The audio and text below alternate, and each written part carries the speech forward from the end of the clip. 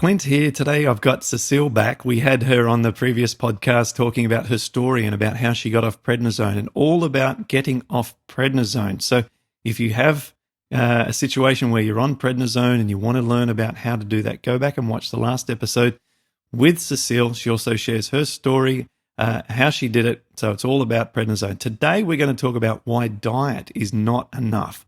So a common mistake that a lot of people make when they start a program where there are dietary changes to influence their inflammatory arthritis is that they think that it's just a diet that's going to do all the heavy lifting and enable them to get rid of their joint inflammation and come off their medications. And it is those mistaken views and expectations which then can set us up for disappointment and frustration when we experience the actual rolling out of the plan, even if the plan is the best possible plan that you could put together. And that's because there's more to it than just diet. And so I've invited Cecile back because she's a good example of someone who incorporates all aspects of the Patterson program and a healing journey that takes into account the other aspects. And I want to hear about how these other aspects have been crucial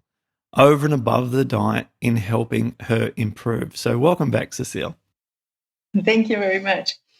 Happy to be there. So yeah, for me, like for many persons, the diet seems so big of a change because when you come from a regular diet, it is huge. It can be overwhelming, of course, but especially it is taking so much place in your daily life that you completely forget about the rest. The rest seems secondary.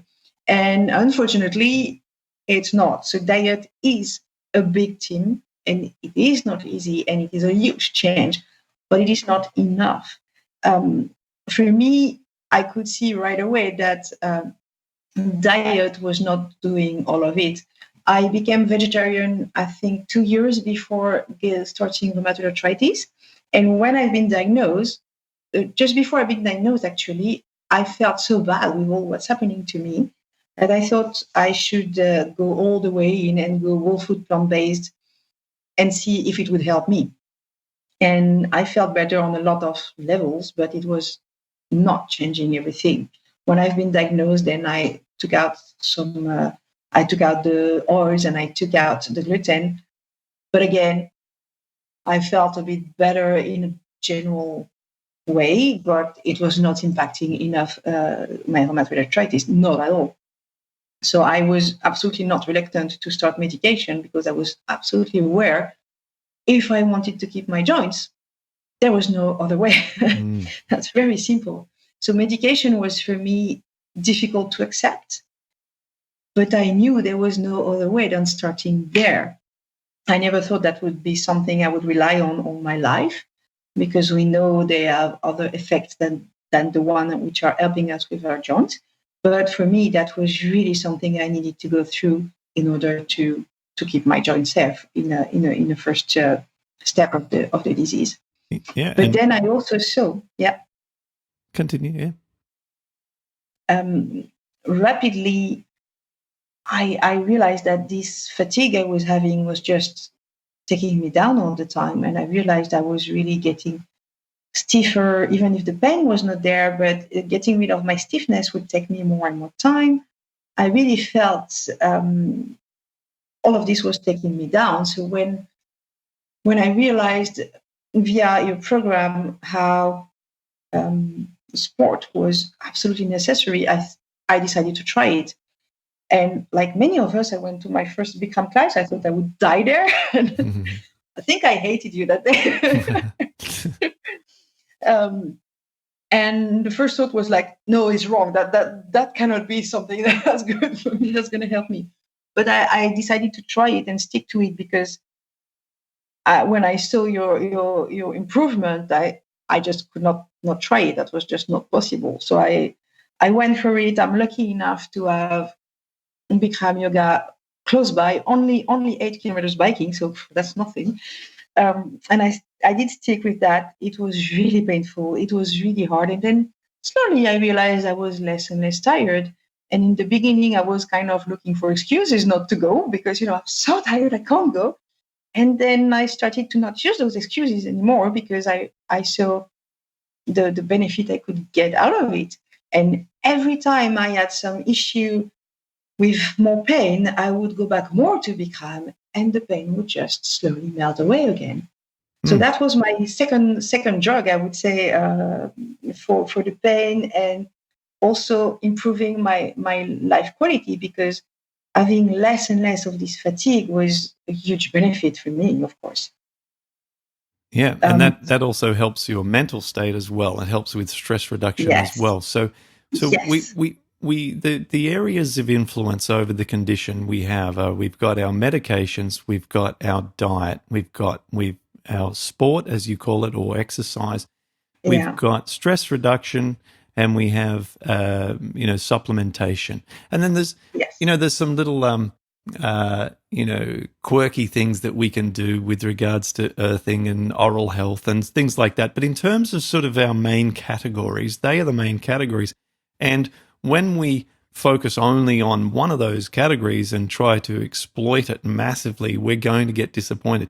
It's like if we only relied on medications and we ate whatever we wanted and we didn't exercise. Don't you know that that medication is going to work its hardest for you for a year or two, and then it's going to stop working because you're working against its efforts by doing all these other things that are counterproductive. Yeah. So we can't just, if we've got sort of three main areas, which is the diet, exercise, and diet, exercise, medications. If we only do one of those three, or even two of those three, we're up against the greatest enemy possible. We need to do all of the things correctly to make progress. Like you, I did not succeed just doing dietary changes. I did 8 months of the raw food diet, but I was on methotrexate as well. And I had to, from there, look at going on to another drug because I just couldn't break through and get rid of all the inflammation. Okay, so that was the turning point for me when I, basically, took upon additional exercise and took upon, basically made it my life mission and so forth. But the diet alone would not have got me there. There's no doubt I needed to go on the medication. There's only been one person who I know, who I've worked with, who only made dietary changes and did not make any other changes. Just basically changed the diet, stayed on their current medications, which they were on, and were able to then slowly get off the meds and become, inflammation negligible. Right, but like literally one person. And so we need to get out of our head. We need to know that we need to recognize that this is a disease that needs to be influenced from multiple angles to get inflammation as low as possible. So Bikram yoga, like you, is what I also used for my exercise for a long period of time and still do intermittently. The diet, obviously we have that in common. Medications, I was on methotrexate like yourself. We're going to talk about mindset and motivation in another episode that we're going to record with you as part of our 3-part series in the next podcast. Did you do anything with regards to your supplementation? Did you take any, moringa powder or spirulina or chlorella and any of these like high impact sort of plant-based supplements, or did you do anything else with regards to bromelain enzymes or probiotics, anything that we should know about on that front? Yeah, I tried to stay very basic, and then everything I heard that, oh, that should be working for you, then I would check before running to the shop, because of course you find it everywhere. There is also what I phase that I call looking for the magic pill, Yeah. where you kind of externalize the burden of handling your rheumatoid arthritis, and you really hope that this one thing is going to solve it all. So at one point, it can be the diet in your head, and then at another point, you're looking for the supplement that's going to just suppress everything. So I was lucky enough not to be too long in that phase. And I also started with a wonderful nutritionist, plant-based nutritionist. I learned afterwards that she was actually a researcher working with my rheumatologist, but he was not my rheumatologist then. So I could not find a better person to support me. And she was very good at starting me on the supplementation. So she was very careful to say, okay, this is the minimum you should take. If you want to go further, you can take this and that, but it's not really proven, up to you. So I try to keep it very simple. I started with probiotics, vitamin D, Yeah. and a mix of curcuma, ginger, pepper. Yeah, really sort of, your sort of vanilla flavored, good recommendations. Yeah, exactly. And then basically, I never went way more than this, because nothing was really proven to be, let's say, to make a huge difference. And I Yes. prefer to focus on keeping what I have at a very good level instead of finding something new to add on top. Because at the end of the day, you still have to monitor all your supplements, your diet, your stress management, your sport. And when something goes up or down, you want to be able to link that to something you did or didn't do. So if you're adding many supplements, it gets difficult to know what's really impacting. So I prefer to keep it simple. I love And it. I use Yep. also probiotics, but natural. My favorite is I forgot the name. This Japanese paste. Miso. Miso, yeah. So I Yeah. use a lot of miso. I use it in as a soup. I use it also as a dressing. So it's my favorite one to use daily, and I don't even think about it as a medication or a supplement. It's just part of every day. Yeah, yeah. And what I would like maybe to add is that I think we have to so as we said in the beginning, diet is definitely not enough, and the proper kind of mindset for that is really to see any of our choices in a day. We need to make this choice thinking about what we want, thinking that we want to heal. Of course, it's about what you eat because you have to make this choice several times a day. So that seems like the biggest one. But again, going to become or not, oh, I'm training, oh, I'm tired. Yeah. Try to find for yourself what is the real motivation there. Do you really want to avoid it or do you really need to take a rest? You can think about that. But it's also about, do I want to see that friend today? That friend who is always taking me down and who is always so negative and always so worried about me. Maybe not today. Today I need a positive day. So let's do that maybe next week or maybe next year. We'll see. I think it's really important to prioritize things and to see that every choice you make about people, about your relationship, about what you're doing that day or not doing, are you postponing things? Sometimes it's good to postpone. You realize that when you postpone some decisions you have to make and which are taking a lot of your stress, for example, finally, if you wait 2 or 3 days, somebody else came up with a solution. You don't even have to think about it anymore. That's absolutely brilliant.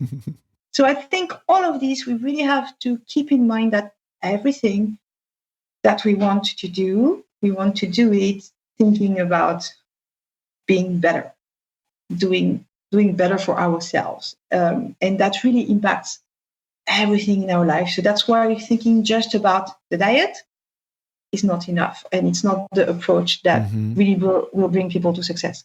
Well, there's so many influences are there to our microbiome. So our mood, our stress levels, these things influence our microbiome very, very significantly, not just the food. The exercise influences our microbiome. So literally those 5 things that we mentioned before, all of them influence our microbiome. And so if something's influencing our microbiome, then we have a direct impact on our immune system. So, with all these pressures and influences on the microbiome, it even makes sense to understand that diet is not enough. If you've got a car that can go 5 ways and you only have one of the steering wheels and 4 other people are driving it in different directions, I mean, you obviously haven't got complete control over the situation. Yeah. And we won't have complete control. We're a organic human that has so many multifaceted dimensions. We can't control everything we want about our health. And I don't even think we'll ever even fully understand the complexity of the human body and human health. And so all we can do is to influence it as much as we can. And so the message of this podcast is that whilst diet is one of the most important aspects of building better health and reducing inflammation in the body for short-term and long-term results, it alone is rarely enough to be able to overcome an incredibly difficult disease, and that we should view the condition as so significantly challenging that we have to get a 7, 8, 9, or even a 10 out of 10 in each of the other categories, so that our report card is going to give us the results that we want for ourselves in our body exam. Yeah. So if each one of our categories is a different university course, and we're only really studying hard on one and doing well in one, we fail in the other areas. And fail's a strong word. So we don't want that. We need to study and do well in each of those categories to get to pass our university, right? To get the outcome we definitely need.